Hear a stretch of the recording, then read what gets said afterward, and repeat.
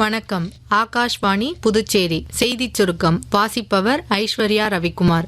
பிரதமர் திரு நரேந்திர மோடி பல்வேறு மேம்பாட்டு திட்டங்களை தொடங்கி வைப்பதற்காகவும் புதிய திட்டங்களுக்கு அடிக்கல் நாட்டுவதற்காகவும் கேரளா மற்றும் தமிழ்நாடு ஆகிய மாநிலங்களுக்கு நாளை பயணம் மேற்கொள்கிறார்.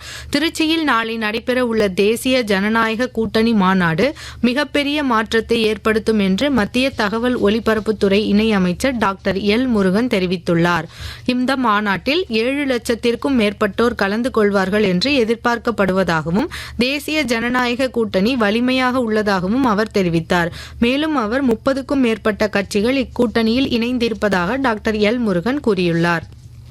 அரியாங்குப்பம், தவளக்குப்பம், கிருமாம்பாக்கம், பாகூர், கரிக்கலாம்பாக்கம், வடமங்கலம், திருவண்டார்கோவில், வாதானூர், கரியமாணிக்கம் மற்றும் கரையாம்புத்தூர் ஆகிய இயக்குதல் மற்றும் பராமரிப்பு பிரிவு அலுவலகங்களுக்கு உட்பட்ட மின் நுகர்வோர்கள் தங்களுடைய மின் கட்டண நிலுவைத் தொகையை செலுத்தி மின் துண்டிப்பை தவிர்க்குமாறு மின்துறை செயற்பொறியாளர் திரு உமேஷ் சந்திரா கேட்டுக்கொண்டுள்ளார்.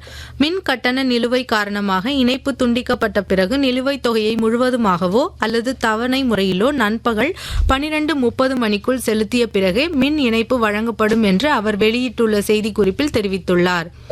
புதுச்சேரி போக்குவரத்து துறையின் PY05AC வரிசையில் உள்ள ஃபேன்சி எண்கள் வரும் 17ஆம் தேதி காலை 11 மணி முதல் மாலை 4:30 மணி வரை parivahan.gov.in/fancy என்ற இணையதளம் மூலம் ஏலம் விடப்பட உள்ளதாக போக்குவரத்து துறை சார்பில் வெளியிடப்பட்டுள்ள செய்திக்குறிப்பில் தெரிவிக்கப்பட்டுள்ளது.